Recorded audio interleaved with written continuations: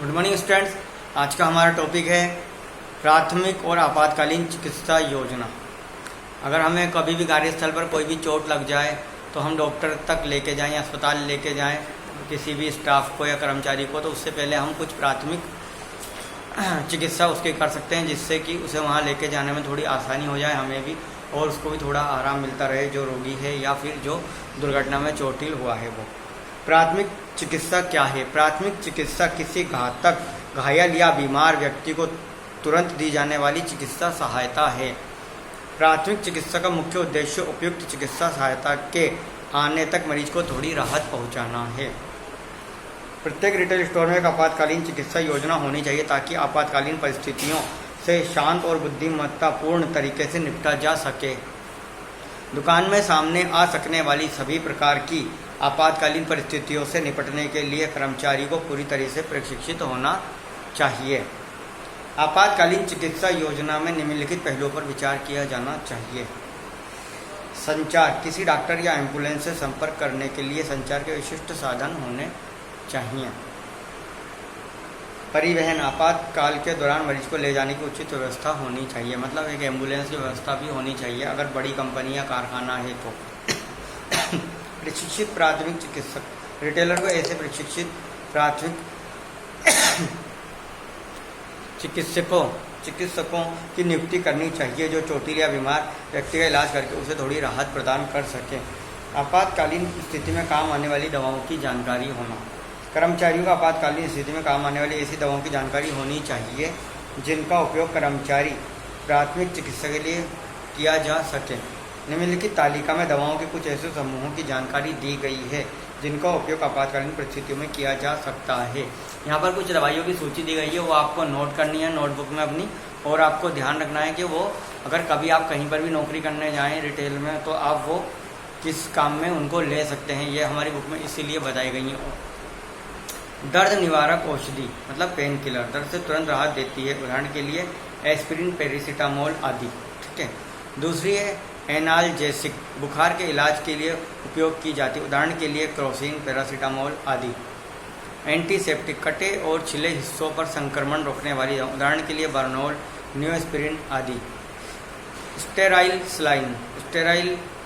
Saline घोल का उपयोग चोट को साफ करने के लिए किया जाता है, उदाहरण के लिए आइबुप्रोफेन आदि।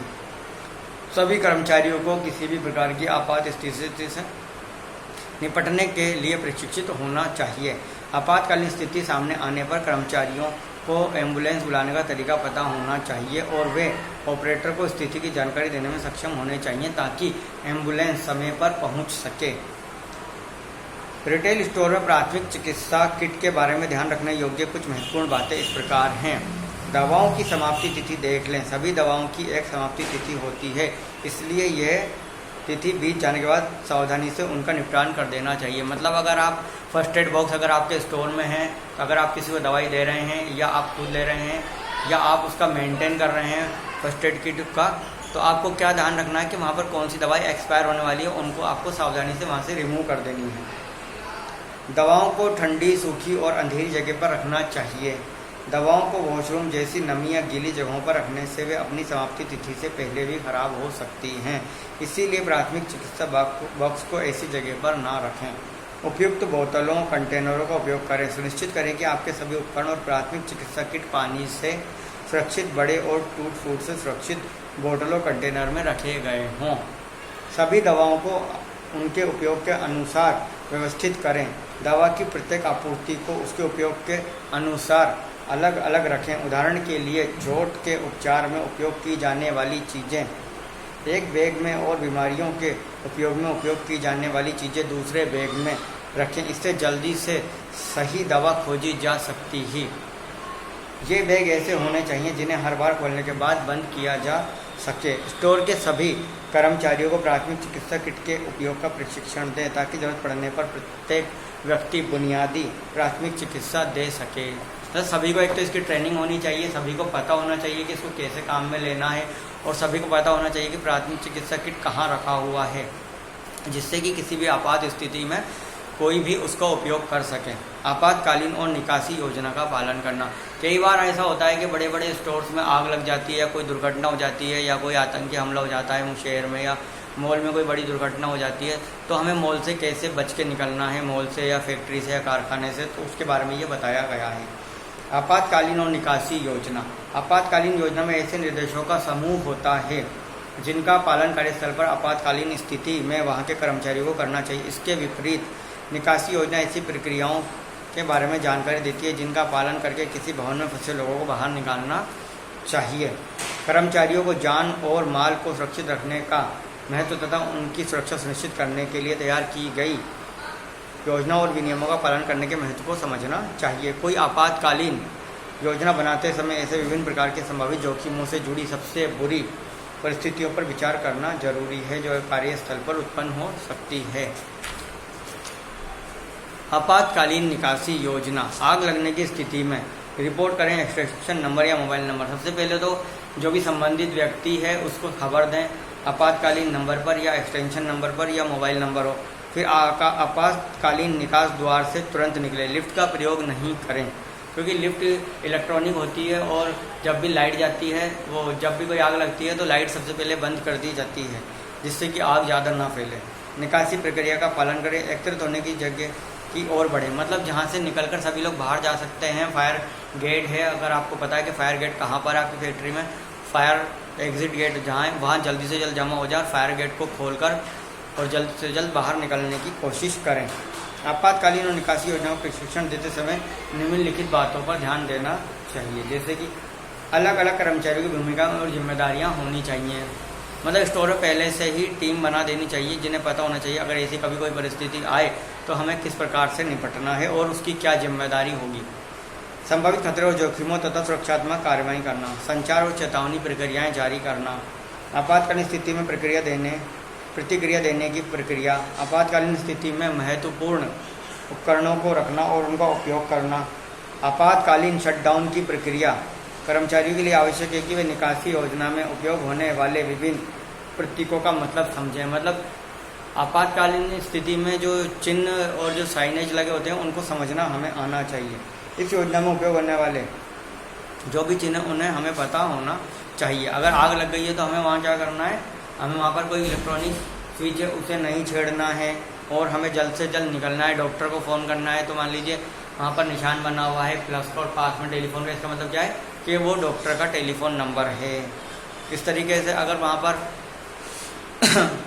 किधर जाना है, एरो बने होते हैं कि आपको किधर से आप जल्द से जल्द निकल सकते हैं तो उन एरो को फॉलो करना है। जो भी सुरक्षात्मक चिन्ह है और साइनेज लगे हैं उनको आपको फॉलो करना, पता करना है कि आपको किधर निकलना है। आपातकालीन योजना का निर्धारण करने से पहले जानना महत्वपूर्ण है कि उसमें कौन कौन सी बातें शामिल होनी चाहिए। किसी आपातकालीन योजना में निम्नलिखित बातें शामिल होती हैं। आग लगने या अन्य संबंधित आपातकालीन स्थितियों की रिपोर्ट करने का बेहतर तरीका। भवन खाली कराने की उचित नीति के साथ ही साथ इसकी प्रक्रिया। आपातकालीन मार्ग का निर्धारण और निकासी की प्रक्रिया। उदाहरण के लिए कार्यस्थल के मानचित्र, फ्लोर प्लान, सुरक्षित क्षेत्र आदि। अगर आप जैसे कर्मचारियों को क्या करना चाहिए, जो भी फ्लोर का डायग्राम है वो एक जगह स्टोर में लगा होना चाहिए, उसका फ़ोटो, तो उस मानचित्र लगा रहेगा तो लोग क्या करेंगे, अभी अगर कोई भविष्य में कोई दुर्घटना होती है तो वो उसको फॉलो कर सकते हैं। तो ट्रेनिंग देते समय वो दिखाना चाहिए एम्प्लॉयज़ को कि किस प्रकार से कौन कौन से रास्तों से वो स्टोर से या मॉल से या फैक्ट्री से, कारखाने से बाहर जा सकते हैं आपातकालीन स्थिति में। संबंधित व्यक्तियों के नाम, विभाग, टेलीफोन नंबर और पद, जैसे मान लीजिए फायर ब्रिगेड, पुलिस, डॉक्टर हैं और जो भी हमारे सुरक्षा संबंधी विभाग है, नगर निगम, इनके टेलीफोन नंबर वहाँ लिखे होने चाहिए जिससे कि आपातकालीन स्थिति पर फ़ोन करके उनको बुलाया जा सके। उन कर्मचारियों को सौंपी गई भूमिका जो महत्वपूर्ण कार्य संचालनों को बंद करने का काम करेंगे। निर्दिष्ट कर्मचारियों द्वारा किए जाने वाले चिकित्सा और बचाव कार्य। आपातकालीन द्वारों की जानकारी। आपातकालीन द्वारों की जानकारी होनी चाहिए कि अगर कभी भी कोई भी इमरजेंसी आएगी तो वो आपातकालीन द्वारों को कैसे खोला जाएगा, उनकी चाबी किस प्रकार निकाली जाएगी। आपने कई बार देखा होगा ना, फायर गेट जो होते हैं, फायर एग्जिट गेट, वहाँ पर एक रेड कलर का बॉक्स बना होता है, उस पर कांच लगा होता है और की अंदर रखी होती है। उसके अलावा एक छोटी सी लोहे की हथौड़ी वहाँ रखी होती है। वो इसीलिए होती है कि अगर आग लग जाए तो आपको क्या करना है, हथौड़ी से वो शीशा तोड़ना है और वहाँ से वो निकाल लेना है। जो छोटी सी हैमर रखा होगा उससे आपको क्या करना है, की निकाल लेनी है और की से आप गेट खोल सकते हैं। लेकिन वो कब खोल सकते हैं, इमरजेंसी में। अगर आपने उसका यूज़ कभी ऐसे ही कर लिया तो वो एक अपराध माना जाएगा। ठीक है, इस प्रकार से ध्यान रखना है कभी भी आप किसी मॉल में जाएं तो अगर हम वहाँ fire alarm, fire exit gate देखेंगे तो वहाँ पर इस प्रकार का रखा होगा सिस्टम, एक छोटा सा हैमर रखा होगा और कांच के एक लोहे के बॉक्स में जिस तरह की कांच लगा होगा वहाँ की रखी होगी उस गेट की, वो हम खोल सकते हैं। लेकिन कब, आपातकालीन परिस्थिति में। आपातकालीन द्वार किसी भवन के विशिष्ट हिस्से में स्थित एक विशिष्ट निकास द्वार होता है। ये इस तरह से बनाया जाता है जिससे आग लगने जैसी आपातकालीन स्थितियों में लोग अधिक तेजी से भवन को खाली करके निकल सके। आपातकालीन द्वार के लिए आमतौर पर निम्नलिखित प्रतीक का उपयोग किया जाता है। आपातकालीन द्वार के लिए किस प्रकार के चिन्ह का प्रयोग किया जाता है वो मैं आपको दिखा देता हूँ। ये देखिए, इस प्रकार का एक द्वार होता है, ये है। तो इस प्रकार के गेट से आप निकल सकते हैं बाहर, अगर वहाँ जहाँ पर भी ये चिन्ह बना। आग लगने पर लिफ्ट का प्रयोग करने से बचना चाहिए। केवल उन्हीं लिफ्ट का उपयोग करना चाहिए जिनका उपयोग करने का निर्देश दिया गया और जिसे प्रशिक्षित कर्मचारी संचालित कर रहे हों। आग निकासी योजना। फायर अलार्म सुनते ही कार्य रोक दें। जैसे कभी आग लग जाए तो फायर अलार्म सुनते ही काम रोक दें। निकास मार्ग का प्रयोग करके निर्धारित जगह पर एकत्रित हों। लिफ्ट का प्रयोग ना करें। निकास सीढ़ी का प्रयोग करें। जो बाहर मॉल के दूसरी तरफ बाहर में जो सीढ़ी होती है उसका प्रयोग करें। निकासी के दौरान दूसरों की मदद करना। लोग आपातकालीन स्थितियों में घबरा जाते हैं और परेशान होकर मदद ढूंढने लगते हैं। ऐसे हालातों में कर्मचारियों का पूरा सहयोग और सकारात्मक भागीदारी अनिवार्य। उदाहरण के लिए कर्मचारियों को पहले वृद्ध लोगों, बच्चों, महिलाओं को निकलने देना चाहिए। जो लोग चोटिल हैं आपातकाल के दौरान उनकी भी बचकर बाहर निकलने में मदद करनी चाहिए। जिन कर्मचारियों को भवन खाली कराने की योजना की जानकारी और दूसरों को सुरक्षित बाहर निकालने में मदद कर सकते हैं। इस प्रकार लोगों के अमूल्य जीवन की रक्षा कर सकते हैं। खुद को अपने तो इस प्रकार से क्या करना है, अगर कभी आग लग जाए किसी मॉल में, स्टोर में, और अगर आप वहाँ कर्मचारी हैं तो आप सबसे पहले ये देखें कि आपकी क्या जिम्मेदारी है। आपकी जिम्मेदारी है लोगों को बाहर निकलने में मदद करने की। तो आप ज़्यादा से ज़्यादा सबसे पहले क्या करेंगे, आपकी जो टीम है उनके मेंबर से कोऑर्डिनेट करके जो वृद्ध लोग हैं, महिलाएं हैं और बच्चे, सबसे पहले उनकी बाहर निकलने में मदद करेंगे। उसके बाद जो चोटिल लोग हैं उनको भी जल्द से जल्द बाहर निकालने की कोशिश करें और उनको अस्पताल पहुँचाने के लिए एम्बुलेंस बुलाएं, एम्बुलेंस को कॉल कर दें और जो स्ट्रेचर है उनकी व्यवस्था करें। आपके दूसरे साथियों को बोले कि जल्दी से व्हील चेयर और स्ट्रेचर की व्यवस्था करें और उन्हें भी वहाँ से बाहर निकालें। इसके अलावा आपको आपके भी स्वास्थ्य का ध्यान रखना है। इसके अलावा अगर आप रिटेल स्टोर में काम कर रहे हैं तो वहाँ पर बहुत सारे आपके कस्टमर्स भी होंगे, तो कस्टमर्स की भी हेल्प करें और उन्हें जल्द से जल्द बाहर निकालें। और लिफ्ट का प्रयोग ना करने दें। अगर लिफ्ट कोई प्रशिक्षित कर्मचारी चला रहा हो मॉल का तो ही लिफ्ट में बैठे, अथवा कोई भी लिफ्ट में ना बैठे, सब सीढ़ियों से बाहर निकलने की कोशिश करें। इसके अलावा जल्द से जल्द फायर ब्रिगेड को फ़ोन कर दें अगर आग लगने की स्थिति है तो। और अगर कोई अन्य दुर्घटना है जिसमें कि पुलिस बुलानी है तो पुलिस को जल्द से जल्द इन्फॉर्म कर दें। अगर आप मेडिकल सुविधा चाहते हैं, जल्द से जल्द डॉक्टर्स की टीम वहाँ पहुँच जाए तो मेडिकल जो भी SMS हॉस्पिटल है, ऐसे हमारे यहाँ जो भी बड़े हॉस्पिटल्स होते हैं उनके नंबर होते हैं बड़े बड़े स्टोर्स में, तो वहाँ पर फ़ोन कर दें, पुलिस को फ़ोन कर दें। तो जल्द से जल्द पुलिस की, स्वास्थ्य की और फायर ब्रिगेड की टीम को इन्फॉर्म करें। इन्फॉर्म करने के साथ साथ लोगों का ध्यान रखें कि ज़्यादा से ज़्यादा लोग बच के निकलने में कामयाब हो सके और कम से कम नुकसान हो। अगर आपके पास टाइम है और अगर आपको ऐसा लग रहा है कि आप वहाँ थोड़ा बहुत आपका स्टॉक बचा सकते हैं तो आप स्टॉक को भी बचाने की कोशिश करें। मतलब अपना जो माल है, जो स्टॉक है, वहाँ पर आप जहाँ काम कर रहे हैं उसकी भी सुरक्षा सुनिश्चित करें और अपने जीवन की भी सुरक्षा सुनिश्चित करें और जल्द से जल्द उस विकट स्थिति से निकलने की कोशिश करें और लोगों की मदद करें। घबराना नहीं है। घबराएंगे तो दूसरे लोग भी परेशान होंगे। तो इसलिए हमें दूसरे लोगों का क्या करना है, साथ देना है और उनकी मदद करनी है और उनका हौसला बढ़ाना है। ऐसी आपातकालीन स्थितियों में जो कर्मचारी अच्छा कार्य करते हैं उन्हें कंपनी की तरफ से सम्मानित किया जाता है, सरकार की तरफ से सम्मानित किया जाता है। और जब भी प्रशिक्षण दिया जाता है इस प्रकार का, कई बार फायर ट्रेनिंग होती है स्टोर्स में, आप देखते हैं बड़े बड़े रिटेल स्टोर्स में क्या है, हर 2 महीने में 3 महीने में फायर ट्रेनिंग सिस्टम दी जाती है और ऐसी आपात स्थिति से निपटने की ट्रेनिंग दी जाती है। तो ऐसी ट्रेनिंगों को बड़े ध्यान से देखना चाहिए, समझना चाहिए और उसमें भाग लेना चाहिए, जिससे कि आपको कभी आपातकालीन परिस्थितियों में अगर ऐसा कोई प्रॉब्लम आ जाए तो आप निकल सकें और वहाँ से भाग सकें। कई शहर के बड़े बड़े मॉल्स में कई बार आग लग जाती है और वहाँ पर आपातकालीन स्थितियाँ सही नहीं होने से कई लोगों की जान चली जाती है।